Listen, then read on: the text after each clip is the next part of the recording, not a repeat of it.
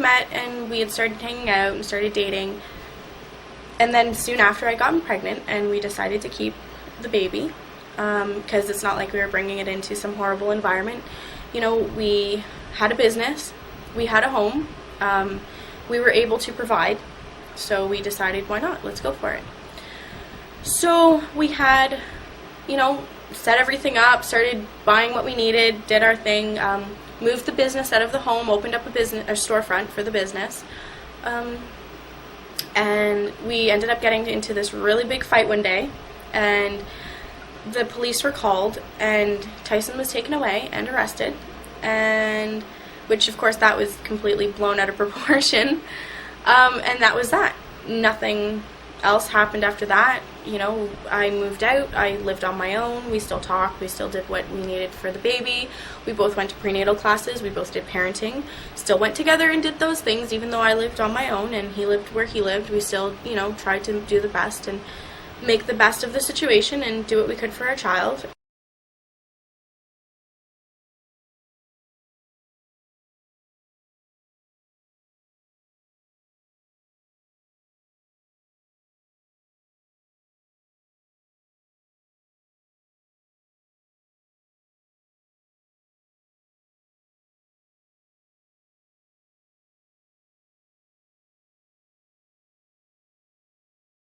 The things that had come back from that what the police had said were just completely, you know, it was like, that's not what happened.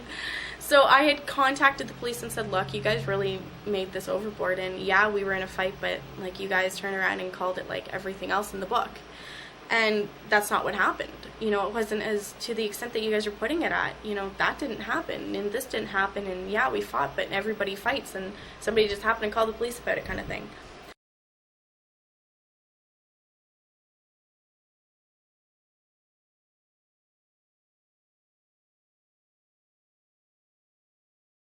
So I had called, and, you know, to have, you know, to try and have these charges removed. We didn't want any problems from us having a baby. You know, we didn't want any repercussions. We wanted to move on with our lives. I didn't feel he was a threat. I wasn't threatened by him. I moved out on my own so we wouldn't fight, and the relationship between us, yes, was over. But as a father, I'm not threatened by him. You know, I don't have any fears of what he's going to do to my baby or anything like that. So time went on, nothing happened. You know, we just went on with our lives. The courts were going to throw it out. You know, it was just going to be let out of court with, you know, something minor, like, I don't know what happened with it. I applied for maternity, and you usually do that about a month and a half or 2 months before you're actually going to give birth.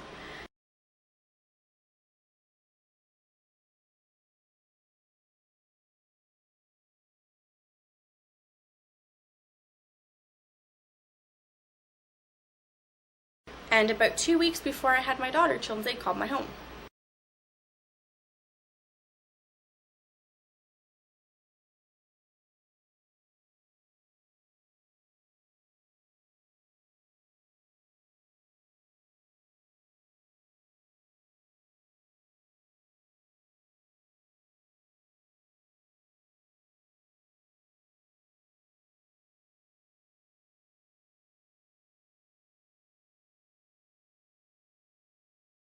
And I was just like, you know, kind of shocked that they called me and said that they wanted to come in, and I asked them what the reasons were, and they said that about the police had called them about 6 months before saying that we had been in a fight. And I said, well, and they said that they had child protection concerns. I said, well, if you had child protection concerns and this happened 6 months ago, are you not concerned at the fact of my unborn child? If you were so concerned, you know, here's an unborn child, and you're saying that you think the father's a threat and that you think there's this huge threat, yet you're concerned only now that my daughter's going to be born. What if he was actually dangerous? He could have, you know, beat me up, and I could have lost my daughter, period, if there was such a concern. Yet they had absolutely no concern, but now they did.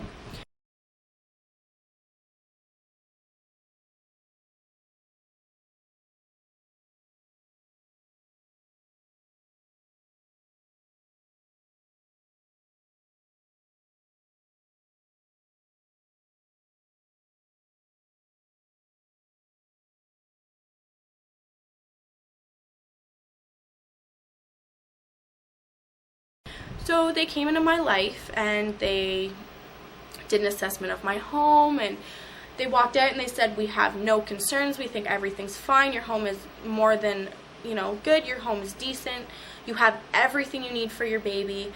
And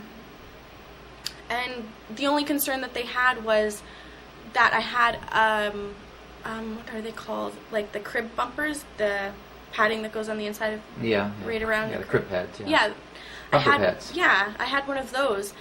And usually they put them in there so, your baby doesn't get their foot caught in the, the things and break their foot or something because they're so tiny. And they told me that I had to remove that I wasn't allowed to have one of those because it was dangerous. And I said, well, they're selling them in the stores. If it's so dangerous, why are they selling them? And they said, well, your baby can suffocate from no air. And I mean, the crib bumper pads are maybe that tall. They're not even, so they forced me to remove that. So I said, you know what, if you guys are just going to leave me alone and you say everything else is fine, I'll take it off just to make you happy. And, see you later.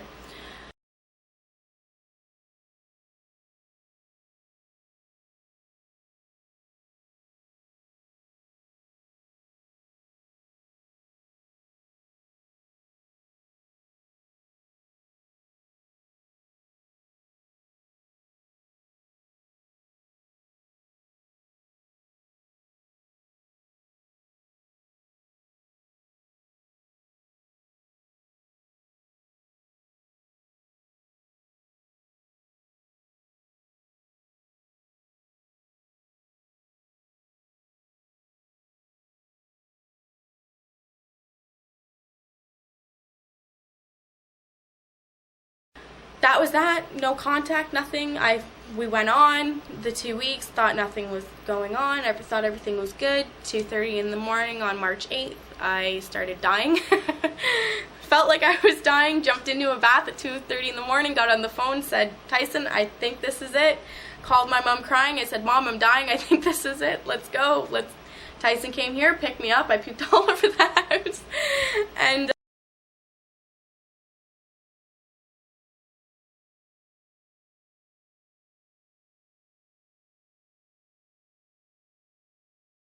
my brother was actually staying with me at this time because it was getting close to that time and I didn't want to be home alone, and just was afraid that if it happened, first thing in the morning or something horrible like it ended up doing, that I'd have somebody here with me, and had to get my brother up and wake him up, and everybody came to get me, and we're rushing to the hospital, and everything was good, and Tyson's all excited, his baby's gonna be born. My brother's all freaking out. He thinks his sister's gonna kill him, and my mom's rushing to the hospital, not sure what to make of everything yet. And getting to the hospital, I begged the woman for an epidural. Took the epidural and was happy I didn't feel anything anymore, and was laying there. We had arrived at the hospital about 2:30ish, and maybe about 3:30, 4:30, I finally was settling down, didn't really feel too much pain, was able to kind of relax again and, have a nap. And I woke up to the police officers. Tyson was sleeping. There was a chair, and my mom was with my brother trying to find snacks because my brother wanted a chocolate bar or something, and Tyson was sleeping at the foot of my bed in a chair.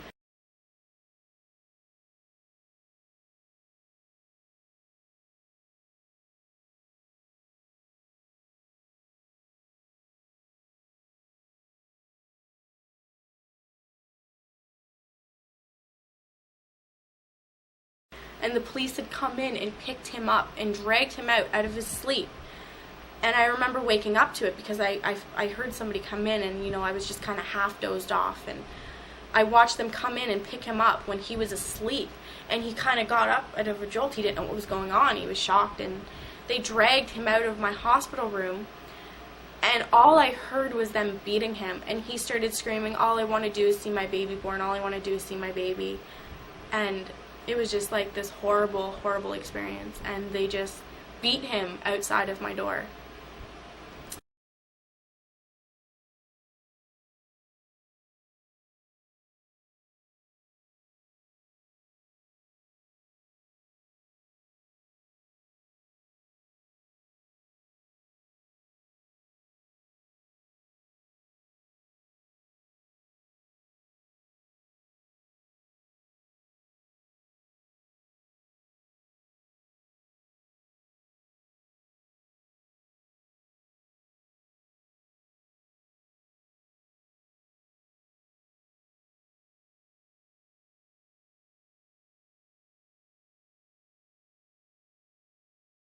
So they were beating him outside of my door, and it was just this horrible, horrible experience, like just like the worst feeling ever. Here I'm supposed to be giving birth to like the greatest moment of my life, and nobody knew what was going on. They had just come in and they had just grabbed him and dragged him out of his sleep and just started beating him. I mean, instantly after they dragged him out.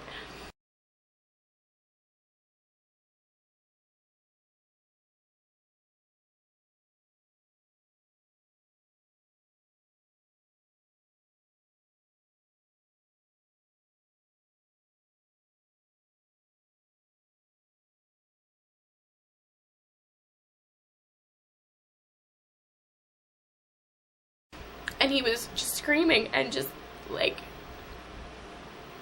there's just these nightmares I have of him just saying all he wanted to do is see his baby born, and they're just beating him. And it's just like that, like nobody should be denied of something like that. That's a once in a lifetime thing that's irreplaceable. That's something that doesn't come back ever. You maybe, yes, be able to have another child, but it's not the same. It's just not that magical moment that you wait 9 months for, and there you go, you have this beautiful baby you have. So I had gotten up out of bed. I didn't know what was going on. I had stood up out of bed and I started crying. I didn't know what was going on, and I said, what are they doing to him? What's going on?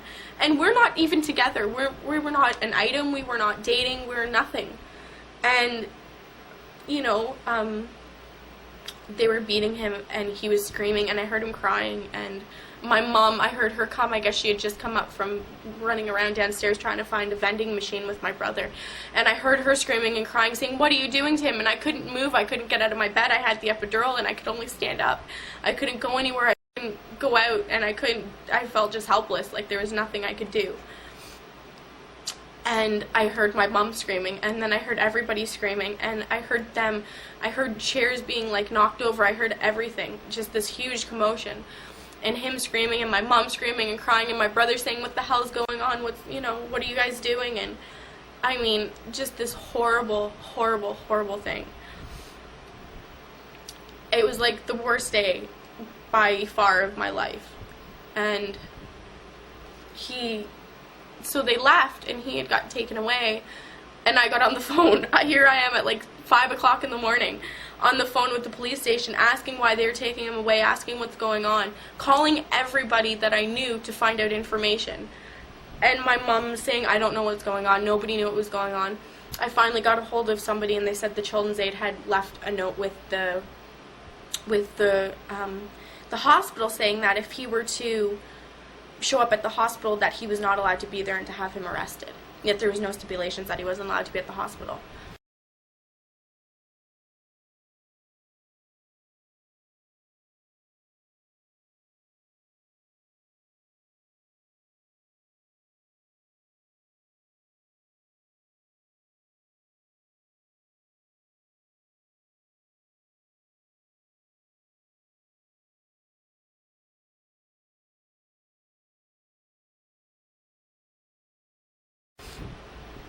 And Children's Aid, and we hadn't heard anything from the Children's Aid. Last thing I heard, everything was fine. They were happy with everything. They had no concerns. That was the end of it. And I go in, thinking absolutely, it was like this big shock, this horrible, caught you out of nowhere. And that was the end of it. They just came in and they just ruined it. Like, it's just like watching your life just like break apart before you. It was I can't even begin to express how horrible it was. So, I went on, I ended up getting just so burnt out, so worn out. I had already been going through so much, and then that was just the tip of it, and I had to rest. I had to lay down. I started worrying. I started fearing.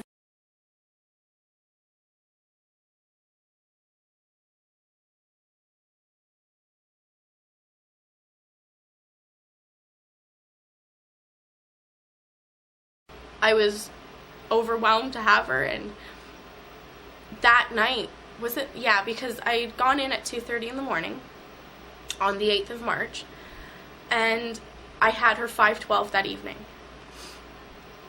They came in maybe 8 o'clock. They had I guess it's an on-call worker, like intake worker, come in, and asked me, and I said what you guys did was whatever, and they said, well, we had concerns with the father and about the safety of the child, and I said, what do you think you just did to me there? You think that was safe to come into my, hospital room and pull him out, and that's safe for my child? What if I was half asleep and got out and fell out of bed or something, completely out of shock, the fact that I'm on medication, that obviously is going to inhibit the way you think and how you go about doing things. It's a painkiller. It's, there to kind of numb things for you. And, and that's not dangerous. That's not a threat. Doing something like that when I'm having my baby is not a threat. If you're so concerned that he's a threat, and he's a threat where there's how many doctors and, registered people around, so you're telling me that, regular hospitals aren't safe now? Is that what you're trying to imply, that, this person can't be safe in a hospital? If you were so concerned, and if that was so, your big thing, you could have easily just sent an officer over there to stay, to witness, to be there, to make sure that there was no problems going on, and then take him away by all means, go for it. But you don't do that. What they did was just wrong.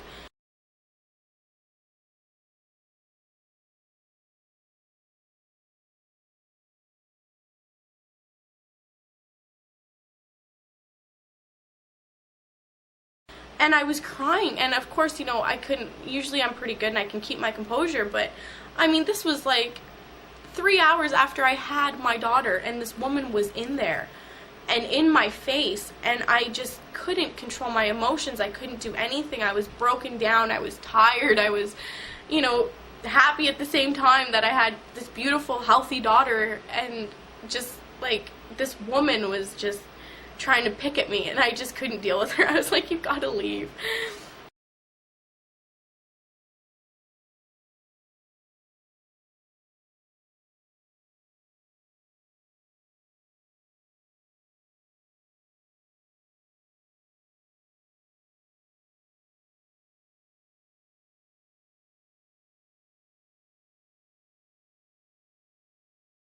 So she left, and of course the next day, this was also on a Friday, I had my daughter on a Friday, so I was there for the weekend in the hospital. The next day was fine, and everything went about, and I'm trying to get a hold of, her father didn't even know that she was a girl. Like, we had saw ultrasounds and they told us she would be a girl, but they never ever really truly know, so it was still a surprise in the end. And he never knew she was a girl. He never knew that she was healthy or what she looked like or anything else. And so we were trying to get a hold of him. I mean, all that Saturday we were, trying to make sense of things.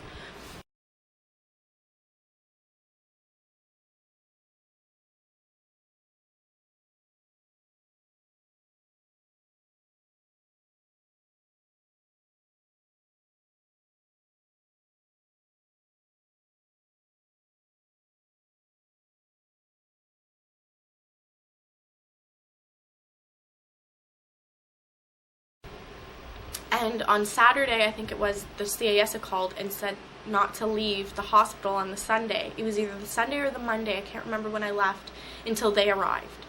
That was the big thing, and that's when I knew something was going on. That's when I had this sick feeling in my stomach. And I was telling my mom that day, I was like, Mom, we need to leave.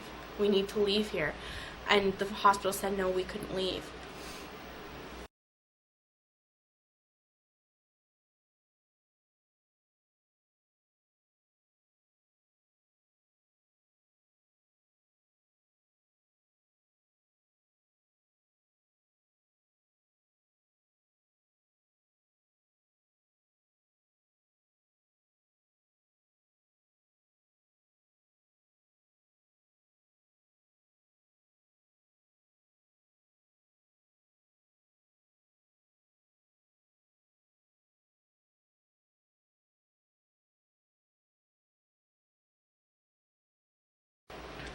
And I was like, Mom, we just need to take August and we need to leave. I know something's up. I know this feeling. I've had this feeling before. I know what this is. I know what's going on. I know what's going to happen.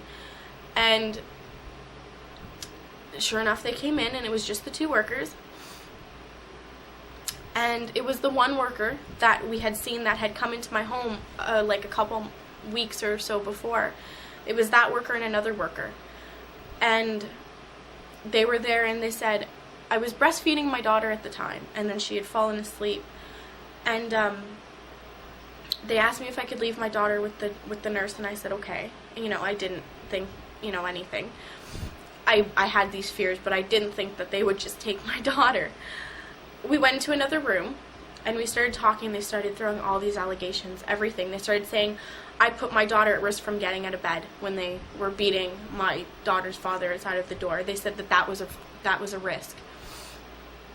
They said that by me calling the police after the whole fight that we had, and having, like, telling them that it wasn't a big thing or whatever, and that they had that they had made it sound like more than it was. They were telling me that I must be scared of my daughter's father, and that I was just doing that in fear, that I was doing that to protect him. And they started coming up with all sorts of these things, like all sorts of these horrible, horrible things. And I got up after a point and I said, you know what, you've yet to come up with anything that's legitimate. Nothing here is legitimate. They tried to say, oh, I have an anxiety disorder, so I can't be a fit parent. If anything, an anxiety disorder, I worry. That should make me more of a parent, because I'm going to worry with every person that my child's around. That's going to mean that I'm going to be a protective parent. I'm going to be a good parent. I went to prenatal classes, I did parenting, I did everything that I thought was in the best interest for me to do a better job for my child, and they weren't even around. I just did that on my own. That was my own doing. That was my own feelings to do what I could do to be a better parent and provide for my child. And they were just bringing all these horrible things, and I got up and I said, where's my baby? I don't even want to talk to you people anymore. And they told me that and I had been there talking to them for maybe an hour. They told me that my baby was already gone.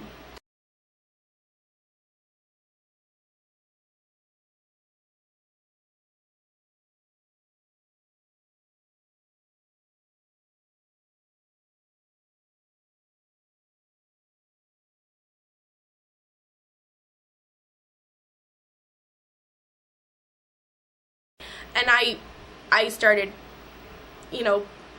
lashing out, and I said, well, you can't take my daughter without having a warrant. Where's my warrant? And they said, well, here it is. And I said, aren't you supposed to present that to me before you take my child?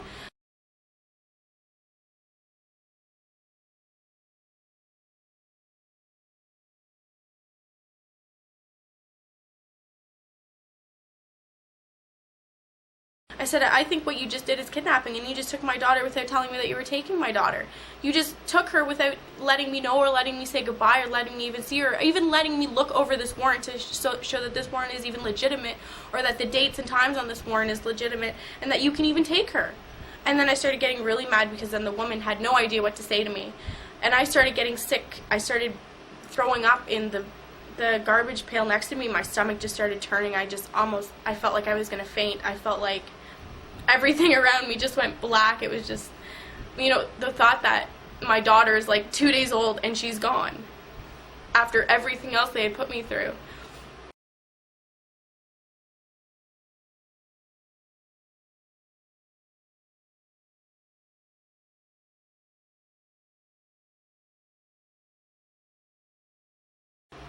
So I got up and I got really mad, and I kind of couldn't control myself. I just lost all senses, like just this feeling like that you got to protect your children feeling, that maternal instinct kind of kicked in, and I was like, you let crackheads have their children and you're going to take my baby away from me. And I said some awful things because I was just mad, but I told her that they were worthless, and that they were, that they weren't going to do. I remember telling her, I said, you know what even happens in these foster homes? I said, you're never going to put my child in the foster home. I said, I will find my daughter and I will leave with my daughter, and you will never do what you did to her, what you've done to me. And I said everything. I mean everything. That I came to the top of my head, I just said it. My mom was trying to control me. She's like, Candace, just sit down, you're going to make it worse. And my mom was crying. She says, how could you people do this? She's just a baby, and, she's just young, and you can't do this to her. August doesn't deserve what you're doing to her. This isn't right what you're doing. So they took her, and then I finally kind of gained some control of myself, and I said, I want to see her every day. I said, I looked at the papers. The papers distinctly said that within 5 days they had to have a court date. It was either Sunday or Monday. I'm starting to think it was a Monday they came in to the hospital. I think it was Monday. I went home. I took the papers. I had a lawyer that night. I had legal aid the next morning. I went to go see my daughter that afternoon. I started demanding all sorts of things. I said, I want to breastfeed my daughter. I started bringing in pumped breast milk. I said, you're going to give this to my daughter. I said, I didn't want my daughter on normal nipples. I wanted her on orthodontic nipples so that the sucking wouldn't make her, buck teeth and all sorts of other orthodontic issues. I had bought full sets of orthodontic nipples for my daughter when she was to be born. I demanded that my daughter was on that. I demanded that I wanted to see my daughter every day so I could breastfeed, because I thought it was in the best interest of my daughter, because it's proven psychological, that it's psychologically healthy for your child. Not only is it physically healthy for your child to have breast milk opposed to, Enflac or other, types of milk. And I told them, I said, I want to know exactly what's going on with my daughter. I want to see her every day. The foster mother refused, said that, they said, well, your daughter won't take these nipples. She doesn't like them. When she was here every day with me, she did. She had no problem with them. And I demanded them. And they just didn't like me, I don't think. But I wanted to see her every day. I demanded to see her every day. They started saying that I couldn't, that it just didn't fit their schedule. And I said, well, I'm breastfeeding, and that's a newborn. She's a newborn baby. You just took her away from her mother, and she's a newborn. Do you guys even worry about things like, detachment disorders and things? And this is why these disorders happen, because people are taking kids away from their parents when they're just born. That's a period when that child needs to be with their parent. That's a necessity. That's a need.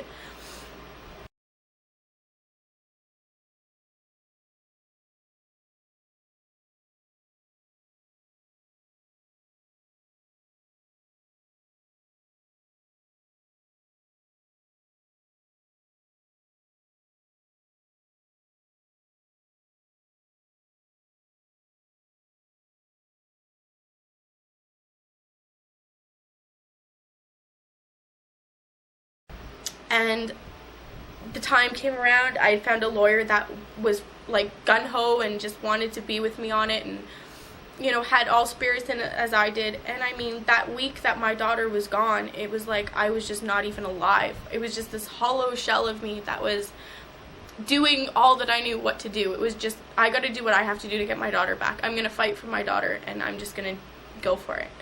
So I had a lawyer. The set court date was for that Thursday. They pushed it back to the Friday. Then they pushed it back to the Monday. So I got mad on the Friday. I said, I'm not going to be able to see my daughter for the whole weekend. This is more time you're taking away from me and my daughter. This is not acceptable. I called, and I went right past the worker, and I talked to the supervisor, and I said, you can't do this. This court paper here says that it has to be within 5 days. I said, you can't do this. And they said, well, we can't get a court date. And I said, well, you keep pushing back the court dates, and you have yet to even provide me with any information. You have yet to serve me with papers as to what you're taking me to court for. I said, is that what you're doing? You're just pushing back time, trying to get more time, trying to get more information? I said, you can't do this. I said, you said 5 days. It's got to be 5 days. They tried to say, oh no, well, we can't do it. We got to go by what days we can get in court. And I said, well, if this is legal enough for you to take my daughter with, then this is legal enough for you to have it within 5 days, and that's no ifs, ands, or buts. So my lawyer said that they do it all the time, and that it's not even worth fighting at the time. So we went into court, and I went in there with everything I had, and I mean, within that week, I had gotten together papers. I have subsidized housing here with the Homes Good Shepherd program. I had papers from them. I mean, I had hit up everybody I knew and gotten every last bit of evidence I could. I hit up my gynecologist, who I had been with the entire time. I had her sign me up with papers telling them that I'd been to every single prenatal, every single appointment that I had, and that I always showed no signs of ever being a threat to my child, and always had all the best. I went to everybody. I went to my prenatal teacher. I had that taken. I got papers from everybody. I had everybody I knew write up saying that there was no, that they had no fear of how I was as a parent. And I took all of that into court, and I even signed up I even did a plan of action. I mean, I did everything. And when we went to court, I handed it all over, and we just put it all on the table.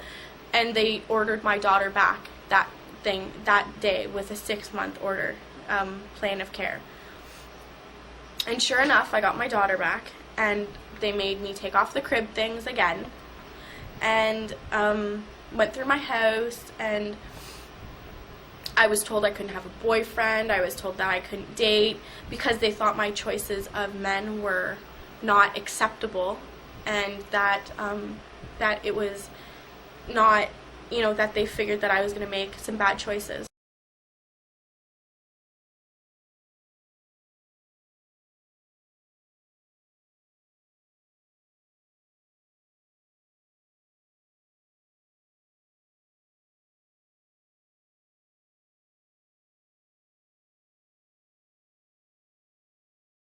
So they gave me a to-do list, of course, and I was always up to date with my daughter's, appointments, physical appointments, and everything else. So they gave me a to-do list. The one was I had to take parenting again. So I did the same parenting course a second time. So it was just whatever.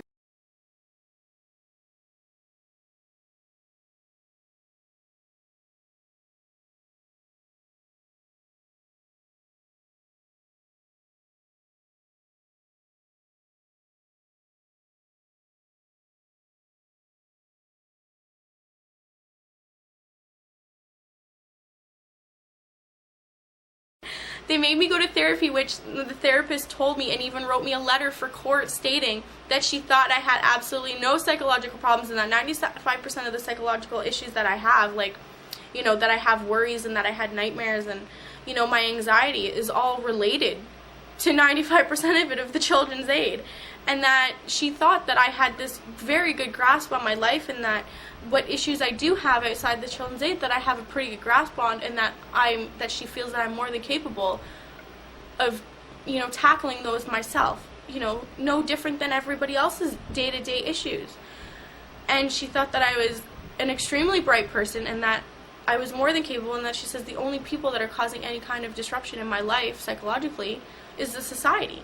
I would have nightmares. I had nightmares for a year of these horrible nightmares of the society coming and taking my daughter away, and my daughter in the back of a car taking them away, and me trying to bang on the back of the window trying to scream at my daughter, and nobody's listening, and they just kept driving. I had that nightmare every day, and that didn't even happen to me. It was just this horrible nightmare, this fear of them just coming in every time I ever did anything.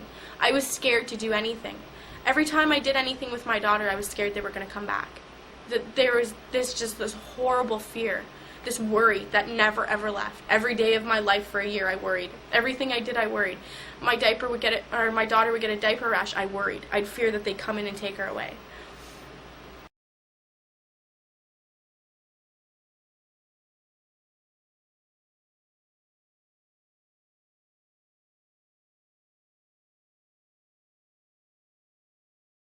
So I did that, and the last one was I had to go to a women's domestic violence group, which I went to, and I did all of them with no, I just kind of did it with a strong head, just went and did what I had to do, just, even if to me it was like just ridiculous, and I didn't need it, and I knew I didn't need it, but if that's what it meant to keep my daughter, then I'd do it 70 million times over, and it would never mean a thing to me.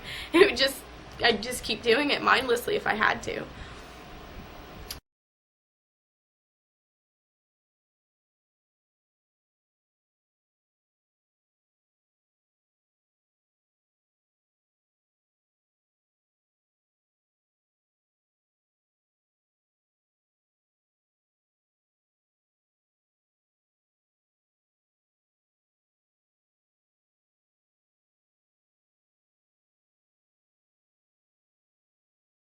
So I did those, and I would always get these threats, and these, the society would be pushing me, saying that they wanted me to take Tyson for child support and custody, and if I didn't, then they thought that it was a threat and that they would take her away, and they were always threatening me with something. And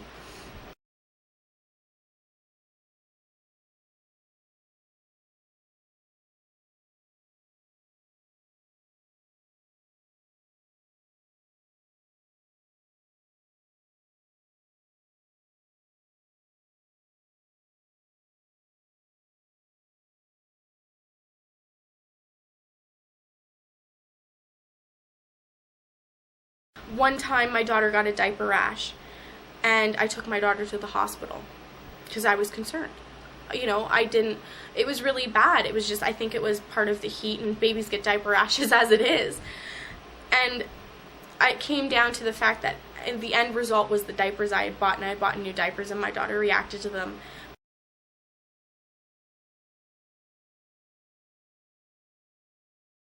My daughter was really crying, just constantly crying one night, and she wouldn't stop, and I thought she had colic, or I thought maybe something happened or something was wrong. I took her to the hospital, and the hospital's like, your daughter's fine, and they're telling me I was worrying too much. But that's just, you know, that's what you know. As a parent, you know, what if something was wrong? You know, what if they can't tell you? Your child can't get up and tell you, you know, Mom, you know, hey, I've got a really bad stomach problem, something's up here. They can't tell you that at that age, so you just got to do what you know. So I went this one time with the diaper rash, and by law the Good Shepherd Homes program also has to, you know, address anything, and and it wasn't even saying that it was bad. They just called and let them know that I had gone to the hospital with a diaper rash.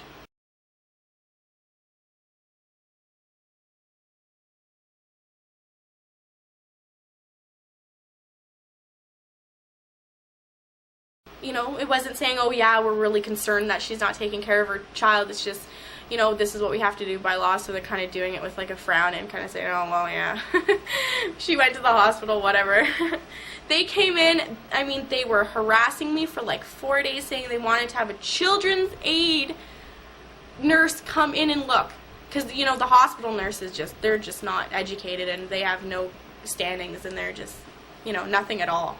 What they say doesn't matter at all. They have to have their nurse come in. And they did. And of course, by this time, I had already ignored them for the 3 days that the medication, that the cream that the doctors had given me from the hospital, the rash was already gone. And I said, yeah, well, that's the rash. Enjoy.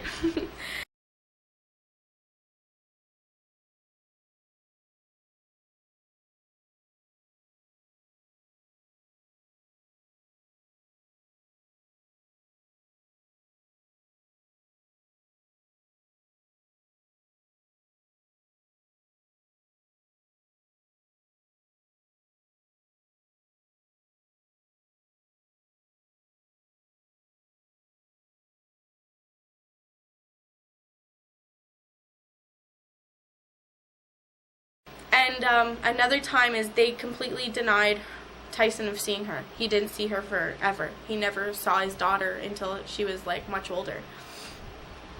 And there was this one time, we run a video gaming business, and there's always children in his store. I mean, people bring their kids. That's what kids do. They play video games. They have, you know, siblings. His sister has young children. That was August's age.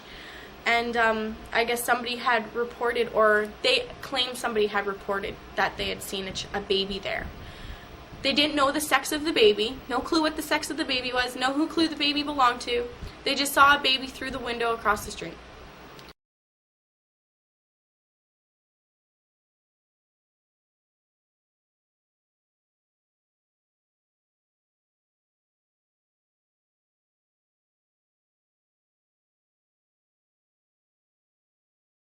They automatically came into my home, said they were going to take August away. I was crying, I was freaking out, saying, you can't take my baby. I said, she's not even seen her father, and you're coming in here. I was completely shocked. And of course her father gave me the heads up and called me, said that the children's aid was just here, so I was getting prepared for them. I called my mom and I said, Mom, look, I think the children's aid's coming. I want you to come here immediately and take August if needs be, and just go wherever you can go with her. And I was prepared. If it meant I had to leave the country that night, I would have done it. And they came in and they were making all sorts of allegations. Oh, well, we saw a baby there. You know, we told you can't have August around him. We think he's a threat. And I said, well, what does this have to do with me and my daughter? I said, you're going into a video game store saying you've seen a child there. You don't even know who the child belongs to or what sex the child is, let alone, you know, you don't even know how old this baby is, you know, or anything related to my daughter, and you're coming in saying you're going to take her. That's like walking into Chuck E. Cheese saying you've seen a kid and you're going to come and take away my daughter. That's just, it's completely illegitimate and so bogus it's not even funny. And they came in here and they were going to take her away, and I said, you know, and then they're like, okay, well, we're going to give you the benefit of the doubt, but if this ever happens again, that's the end of it. And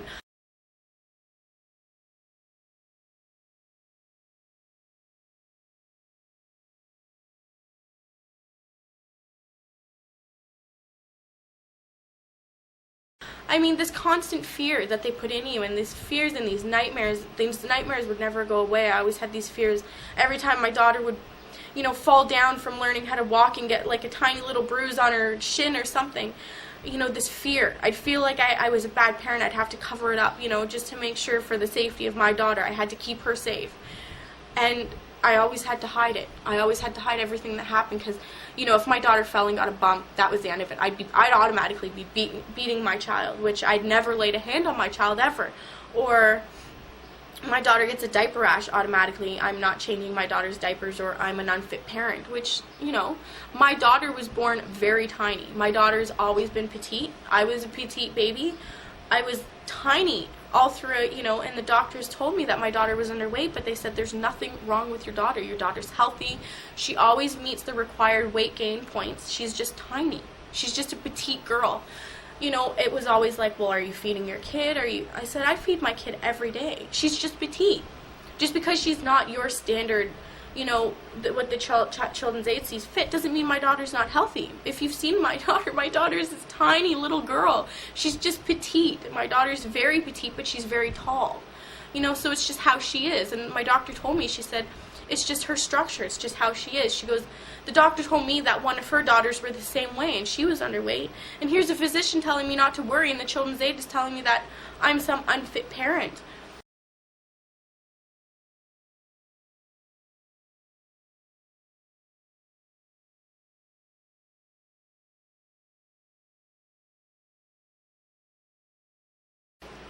It's almost like they were looking for things to get me on where there was nothing to go. You know, my daughter has always been well provided for. My daughter has what she needs. She's never, ever been without. And my daughter's always met the required growth.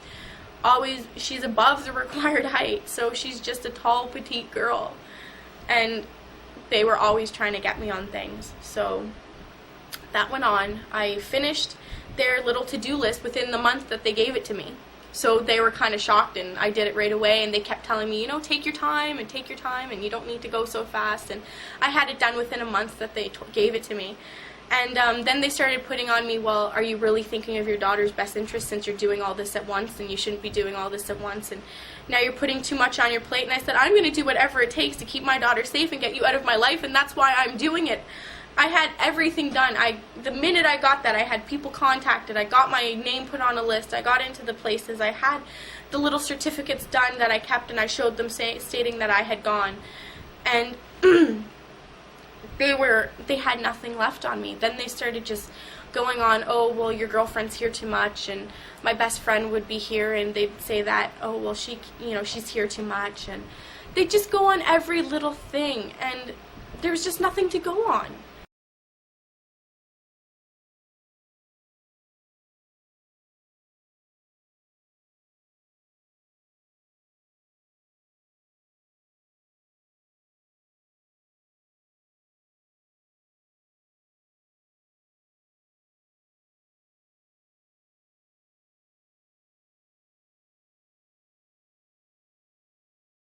So they would just make up things, and then I think they ran out of stuff to do, and they sent a parent support worker here who used to come here every week and see me to make sure everything was good, and it was just the complete waste of time because everything she talked about I already knew.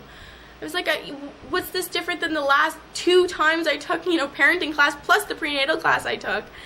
And what's the need of this? This is just a waste of my time and this person's time. The person was very nice, and we'd end up talking about other things, but, you know, it was just a complete waste of time. There's no need for it. So that was just, you know, it. And then finally it came to the day where they just had nothing left to do. They couldn't get me on anything more. I just cut off the bridges as they tried to cross them. They had nothing left, and finally they left, and we celebrated, and haven't heard from them since, except for that one time which they never called, which was when I contacted you, but that's pretty much the end of it there.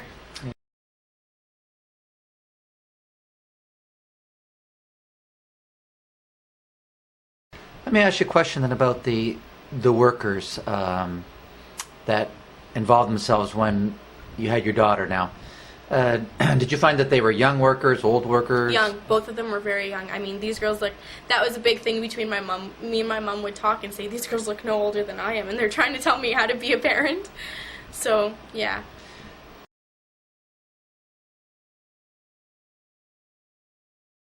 I think the society is unpoliced. I think they're disgusting in what they do to people. I think they're destroying people's lives. I think they're putting parents in fear and causing more parent problems as well as child problems.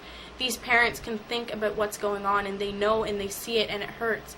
But these children don't know. They have to grow up like that, and that ends up being what they know. And it's destroying their lives, and these are our future, and if we don't protect what we have for the future, then there is no future for us. This is going to be how we're going to live, and there's going to be only a few select people that are going to make it anywhere because we're destroying everything we have. These people can grow up to be our next presidents or our next, psychologists or rocket scientists, and they could do great things in this world, and we're doing nothing but setting them behind for what? Some power scandal, somebody's money in the pocket. And it's just ridiculous, and I think somebody needs to get rid of them.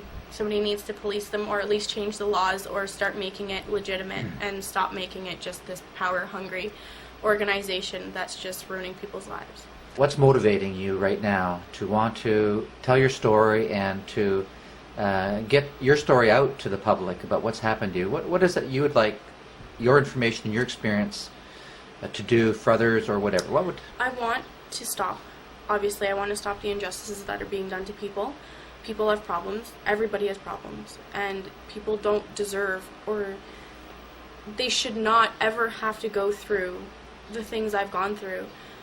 I want to stop what's happening to these people. I want to stop the continuing abuse from the society to those people. That's also probably going to happen to those people's children. I want the world to know what's going on. I want anybody who's watching anything that comes out of this to see and know. I don't think that this should carry on. I don't think anybody should be funding these people.